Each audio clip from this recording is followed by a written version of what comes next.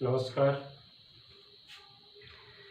आज की क्लास में अपन पढ़ेंगे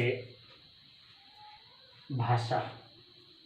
देखिए, भाषा बिंदु कल से ही अपना चल रहा है, जिसमें आपने भाषा शब्द का अर्थ, भाषा की परिभाषा और भाषा के रूप, इनका अध्ययन आपने किया था। आज कक्षा को आगे बढ़ाते हुए अपन पढ़ेंगे भाषा की इकाइयाँ।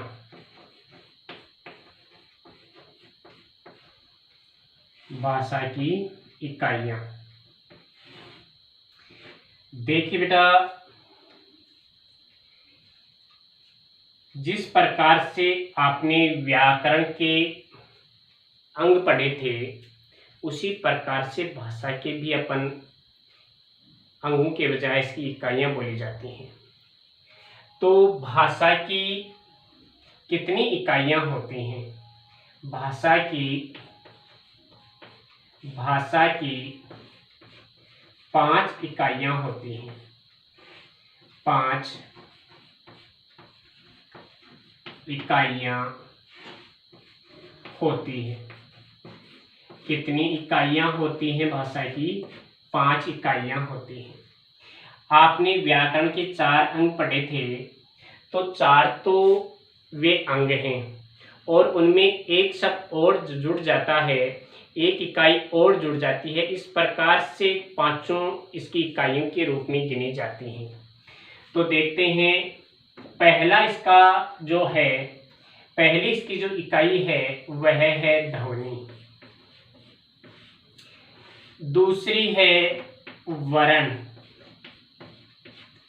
तीसरी है पद। चौथा है इसका, पद के बाद में आता है, पहले अपन शब्द पढ़ेंगे। तीसरा है शब्द, चौथा है पद और 5वीं इसकी इकाई है वाक्य। इस प्रकार से आप बता सकते हैं कि भाषा की 5 इकाइयाँ होती हैं। इन 4 इकाइयों के बारे में आपने व्याकरण के अंगों को पढ़ते हुए विस्तृत रूप में अध्ययन किया था। एक इकाई बची है ध्वनि। ध्वनि क्या है? देखिए बेटा, यहाँ पे जो ये चौक बढ़ रही है, चौक को गिराया जा रहा है, तक की जो आवाज है यह ध्वनि है। आपको बताया गया है कि कोई भी अस्पष्ट आवाज जब हमारे मुख से निकलती है, अपने मुख से बोली जाती है, उच्चारित होती है, तो वह आवाज ही क्या कहलाती है? वह आवाज ध्वनि कहलाती है। तो अपन सबसे पहले अध्ययन करेंगे ध्वनि का। किसका अध्ययन करेंगे? ध्वनि का अध्ययन करेंगे। ध्वनि क्या है? देखिए बेटा, हमारे मुख से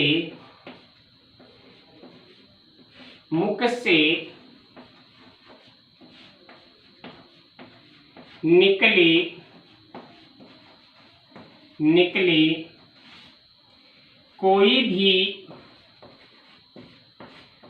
भी स्वतंत्र आवाज, अपने मुख से निकली हुई कोई भी स्वतंत्र आवाज ध्वनि कहलाती है। स्वतंत्र आवाज क्या कहलाती है? ध्वनि कहलाती है। यानी कि अपन जो कुछ भी बोलते हैं, अपन जो कुछ भी अपने मुख से उच्चारित करते हैं, प्रकट करते हैं, वह क्या है? वह ध्वनि है। अब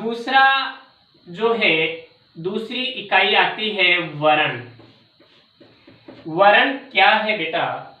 आपने पढ़ा व्याकरण के अंगों में कि भाषा की, पढ़ा हुआ है आपका ये सारा, भाषा की लघुत्तम इकाई, कोई सी भी भाषा हो, हिंदी हो, संस्कृत हो, अंग्रेजी हो, उर्दू हो, हर एक भाषा की एक वर्णमाला होती है, उसके वर्ण होते हैं। तो क्या है परिभाषा, देखिए आपको वैसे लिखाई हुई भी है। भाषा की लघुत्तम इकाई, भाषा की लघुत्तम इकाई जिसे खंडित नहीं किया जा सकता है, जिसे खंडित नहीं किया जा सके, जिसे खंडित नहीं किया जा सके, वर्ण कहलाती है। वर्ण यानी जो लघुत्तम इकाई होती है वह लघुत्तम इकाई क्या कहलाती है, वह लघुत्तम इकाई वर्ण कहलाती है। अब तीसरी इसकी इकाई आती है वह है शब्द। क्या पढ़ा था आपने शब्द के बारे में कि जब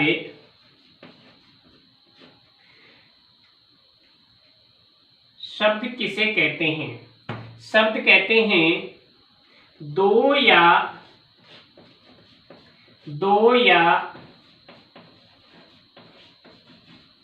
अधिक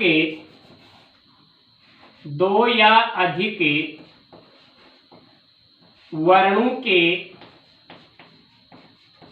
दो या अधिक वर्णों के सार्थक समूह को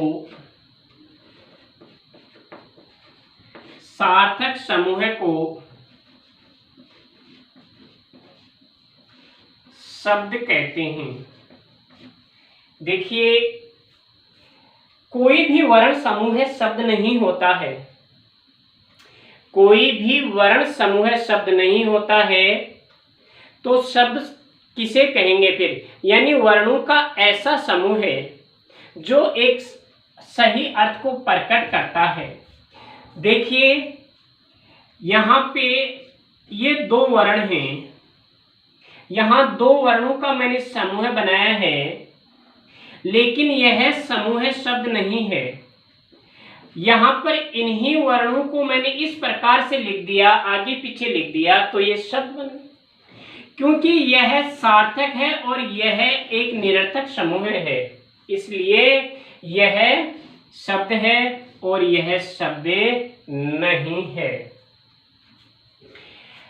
चौथी इकाई आती है, इसकी चौथी इकाई है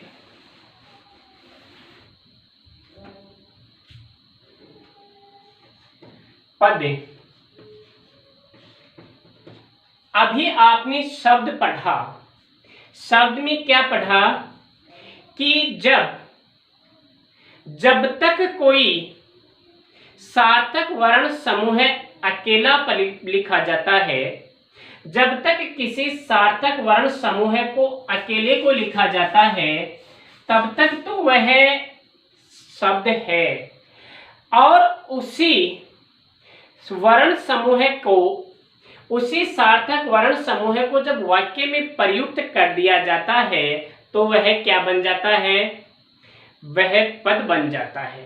तो क्या है पद, जब तक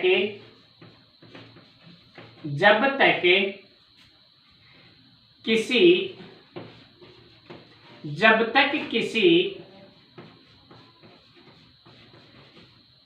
सार्थक वर्ण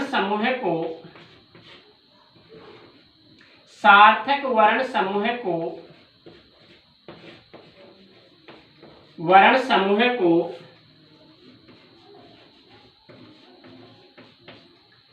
अकेला लिखा जाता है,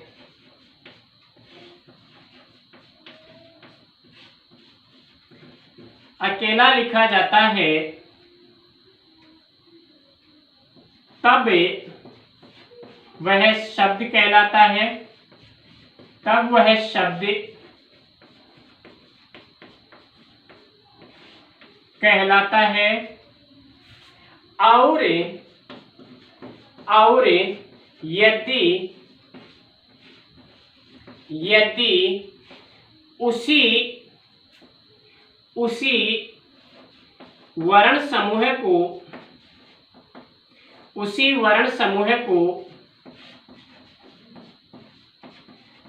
वर्ण समूह को वाक्य में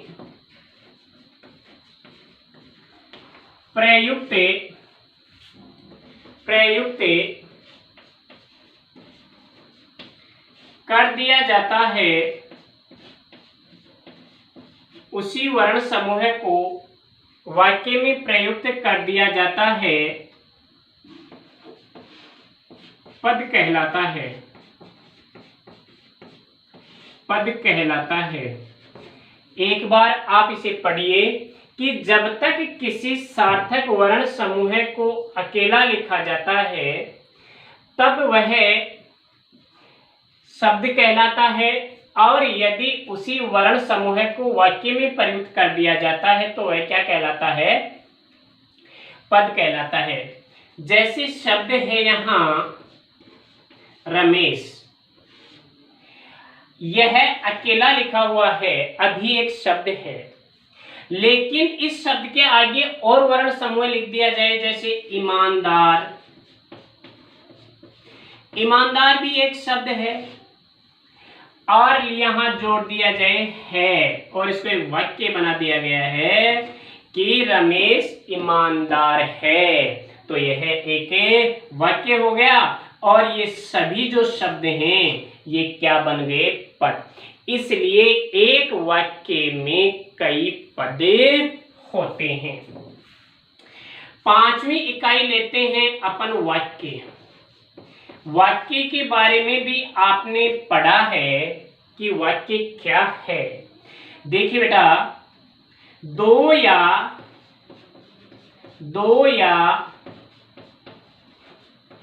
अधिक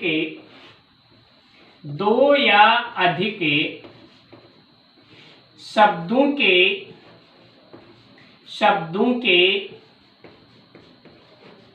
सार्थक व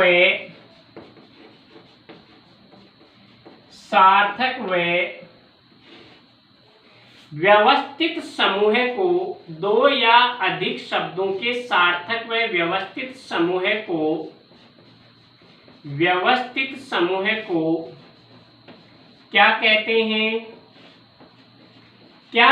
हैं? वाक्य कहते हैं। लेकिन यहाँ पर एक चीज आई है, यहाँ पर एक शब्द आया है बेटा, व्यवस्थित। ये व्यवस्थित है क्या? देखिए, प्रत्येक भाषा में जो वाक्य होता है, सेंटेंस होता है, उसमें शब्दों का जो क्रम होता है वह क्रम एक निश्चित होता है। हिंदी भाषा में भी शब्दों का जो क्रम है वह एक निश्चित व्यवस्था के रूप में है। सबसे पहले आता है कर्ता, फिर आता है कर्म, और फिर आती है क्रिया। कर्ता, कर्म और क्रिया। यहां मैं एक वाक्य लिखूं, मोहन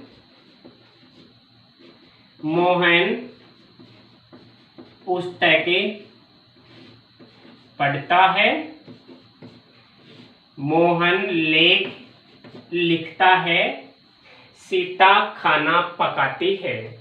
अब यहाँ पर देखिए, मोहन क्या है? करता है, पुस्तक क्या है? कर्म है, और पढ़ना क्या है? क्रिया है। तो शब्दों का एक निश्चित क्रम है, इसको अपन व्यवस्थित कहते हैं। अच्छा, ये हुई वाक्य की 5 इकाइयां।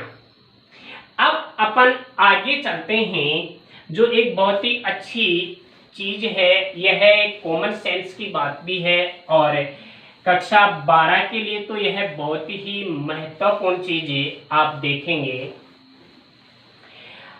अपनी जो ये हिंदी भाषा है, तो हिंदी भाषा परिवार, इस भाषा का यानी हिंदी भाषा परिवार।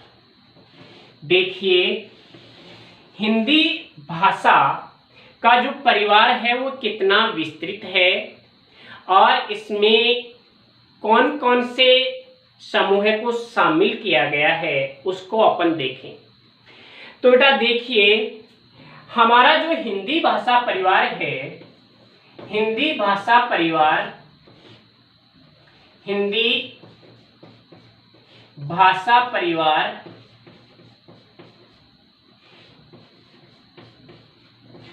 4 श्रेणियों में, हिंदी भाषा परिवार 4 श्रेणियों में विभाजित किया जाता है। हिंदी भाषा परिवार कितनी श्रेणियों में विभाजित किया जाता है? 4 श्रेणियों में विभाजित किया जाता है। वो 4 श्रेणियां कौन सी हैं? पहला है भारोपीय भाषा परिवार। भारोपीय भाषा परिवार। दूसरा है ऑस्ट्रिक भाषा परिवार। भारोपीय के बाद में आता है दूसरा, लिख लेते हैं अपन, द्रविड़ भाषा परिवार। द्रविड़ भाषा परिवार। तीसरा आता है ऑस्ट्रिक भाषा परिवार। ऑस्ट्रिक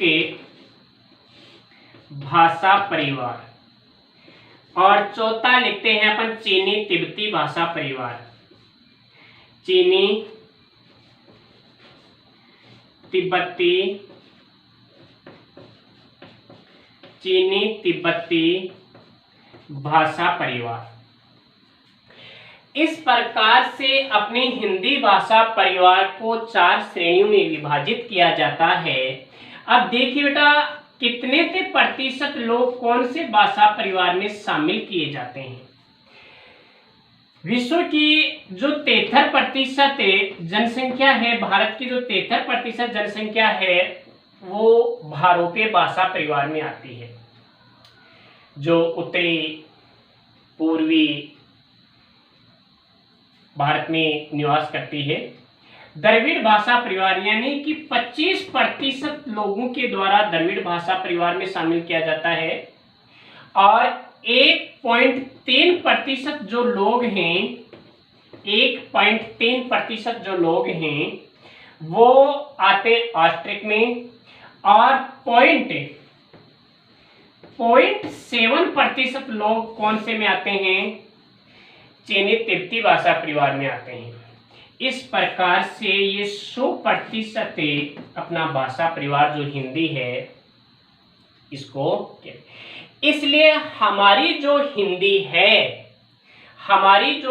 है यह कौन से परिवार का अंग है? भारोपीय भाषा परिवार का अंग है।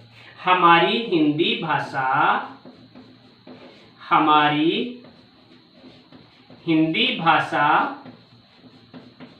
भारोपीय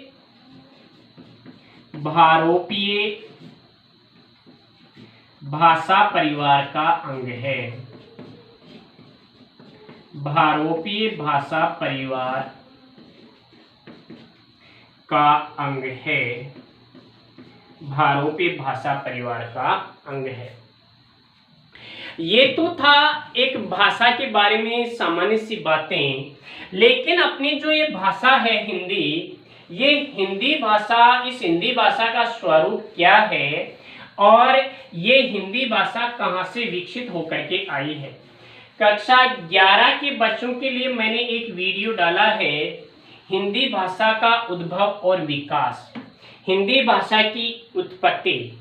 तो उसमें आपने तो देख लिया बेटा, कक्षा 11 के बच्चों ने तो देख लिया है, लेकिन कक्षा 12 के बच्चों को ध्यान नहीं है, बताया नहीं है अभी तक उनको कि हमारी जो हिंदी है यह कहाँ से आई है, अर्थात हिंदी जो है इसकी उत्पत्ति कौन सी भाषा से हुई है? तो बेटा देखिए, हमारी हिंदी भाषा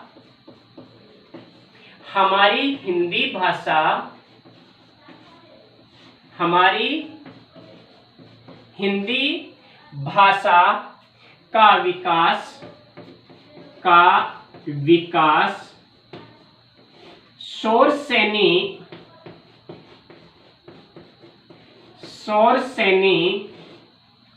अपभ्रंश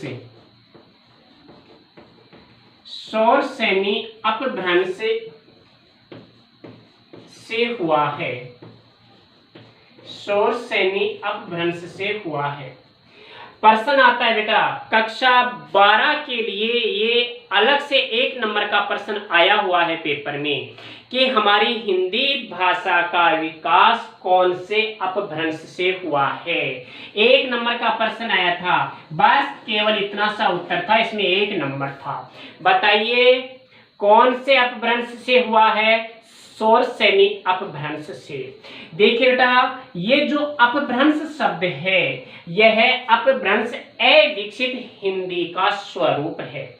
हमारी जो अपनी जो ये हिंदी भाषा है, हिंदी भाषा का जो अविकसित रूप था वह अपभ्रंश था। यह 1000 ईस्वी से पूर्व 1000 ईस्वी से पूर्व जिस रूप में पाई जाती थी, 1000 ईस्वी सन अर्थात 1000 ईस्वी सन तक यह अपभ्रंश भाषा में थी। अब देखिए कैसे थी। देखिए बेटा, हिंदी भाषा का विकास संस्कृत भाषा से हुआ है, तो यह सबसे पहले वैदिक संस्कृत के रूप में थी। कौन सी संस्कृत के रूप में थी? वैदिक संस्कृत के रूप में थी। वैदिक संस्कृत से ये इसका विकास हुआ लौकिक संस्कृत में। कौन सी संस्कृत में? लौकिक संस्कृत में। लौकिक संस्कृत से इसका विकास हुआ पाली भाषा में। कौन सी भाषा में? पाली भाषा में। पाली भाषा से इसका विकास हुआ प्राकृत भाषा में। कौन सी भाषा में? प्राकृत भाषा में। और प्राकृत से आई यह अपभ्रंश में। कौन से में? अपभ्रंश में आई, जिसको अवहट भी कहा जाता है, यानी देशज भाषा भी कहा जाता है। यह किस प्रकार से विकसित हुई? देखिए 1500 ईसा पूर्व से 1000 ईस्वी पूर्व तक यह वैदिक संस्कृत थी। फिर 1000 ईस्वी पूर्व से 500 ईस्वी पूर्व तक 500 ईस्वी पूर्व तक यह लौकिक संस्कृत थी। और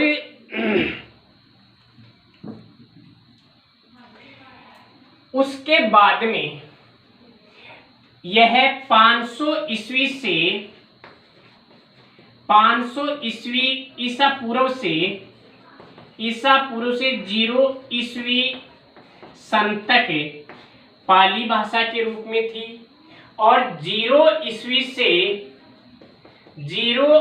से 500 ईस्वी तक प्राकृत भाषा के रूप में थी। और फिर 500 ईस्वी से 1000 ईस्वी तक यह अपभ्रंश भाषा के रूप में थी। और हमारी जो आधुनिक हिंदी है, आधुनिक हिंदी का यह जो स्वरूप आज अपन को पढ़ने को मिल रहा है, यह 1000 ईस्वी से लगातार चला आ रहा है। तो अपन कह सकते हैं बेटा कि हमारी हिंदी भाषा का विकास शौरसेनी अपभ्रंश से हुआ है। कौन से अपभ्रंश से हुआ है? शौरसेनी अपभ्रंश से हुआ है। अब देखिए बेटा, ये हिंदी क्या है? आज हमारी जो ये हिंदी भाषा है, इस राष्ट्र की, भारत देश की एक अहम भाषा है। आज यह राष्ट्र भाषा होनी चाहिए थी, लेकिन हिंदी एक इतने बड़े, एक इतने विस्तृत राष्ट्र की भाषा होते हुए भी इसे राष्ट्रभाषा नहीं माना गया है। देखिए बेटा, संविधान के अनुच्छेद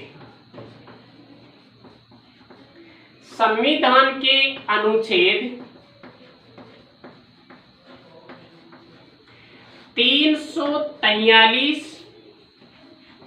भाग 17 में इसे राजभाषा कहा गया है, न कि राष्ट्रभाषा। क्या कहा गया है? राष्ट्रभाषा। तो आधुनिक हमारे जो भाषा वैज्ञानिक हैं, आधुनिक भाषा वैज्ञानिक, हमारे जो आधुनिक भाषा वैज्ञानिक हुए हैं, आधुनिक भाषा वैज्ञानिक हुए हैं, उन्होंने या उनके अनुसार भाषा वैज्ञानिकों के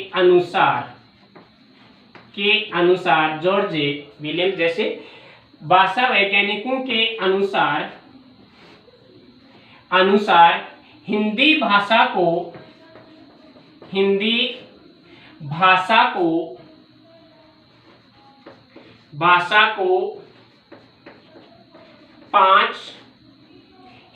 भाषा को 5 उपभाषाओं व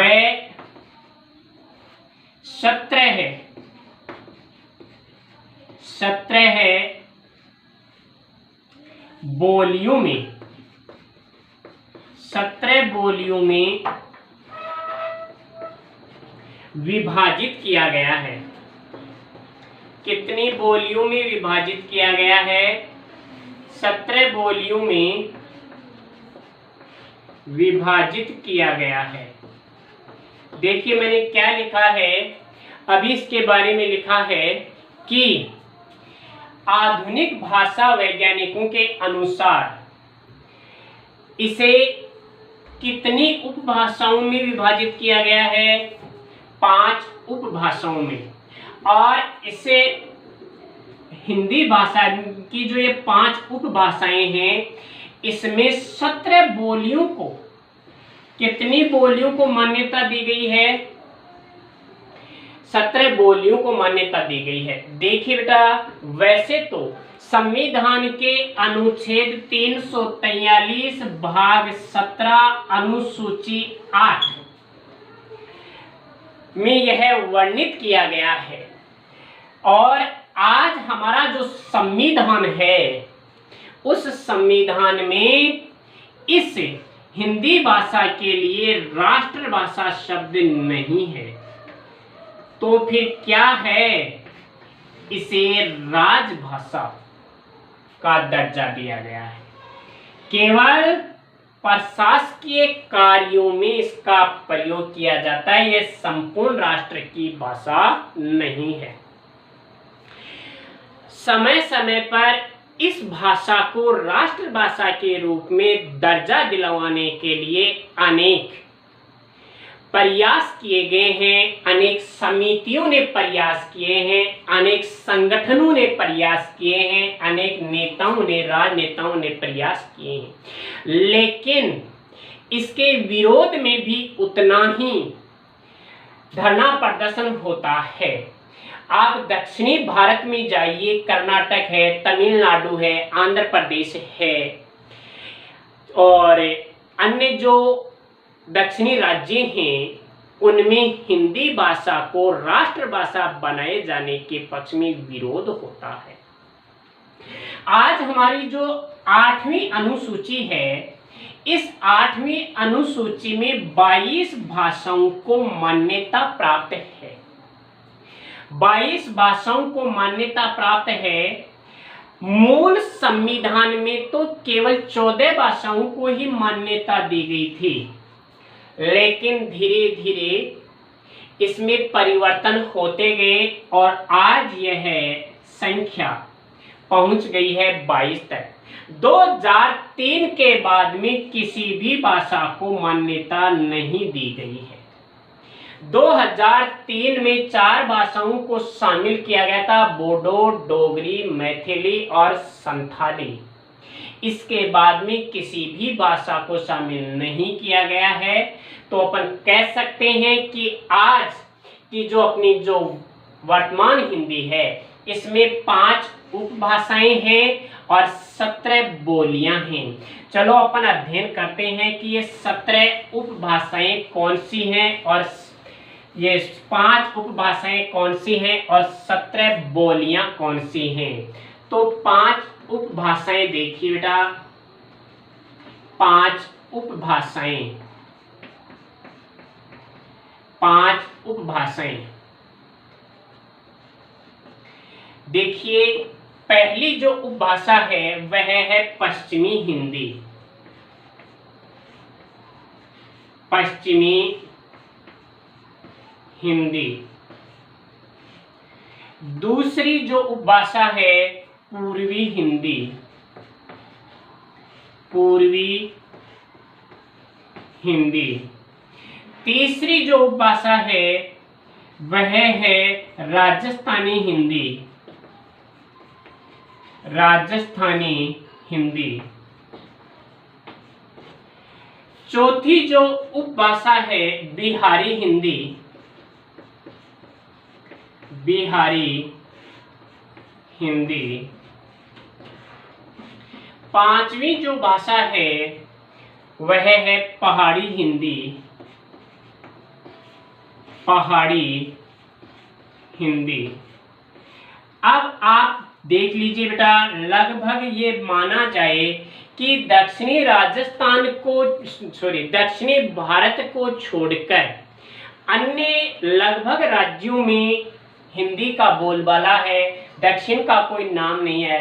देखिए बेटा, पश्चिमी क्षेत्र पश्चिमी भारत में, पूर्वी भारत में जो अपना राजस्थान क्षेत्र है उसमें, बिहार प्रदेश है उसमें, और पहाड़ी यानी जम्मू कश्मीर है, हिमाचल प्रदेश है, उत्तराखंड है उसमें हिंदी भाषा का विकास। तो इन 5 उपभाषाओं के अंतर्गत आने वाली जो 17 बोलियां हैं उनको आज यहाँ शामिल किया है। तो अब बेटा टाइम हो चुका है क्लास का। अपन आगे की क्लास में, मैं आज इसी को पूरा करना चाहता था, इसी क्लास में केवल 12वीं का सिलेबस इसी क्लास में पूरा होना चाहिए था, लेकिन काफ़ी बच गया है। तो आगे की क्लास में देखेंगे। 11वीं के लिए तो अभी 2 क्लासें और हो जाएंगी भाषा से संबंधित। तो अपन आगे की क्लास में देखेंगे कि 17 बोलियां कौन कौन से उपभाषाओं के अंतर्गत आते हैं। धन्यवाद।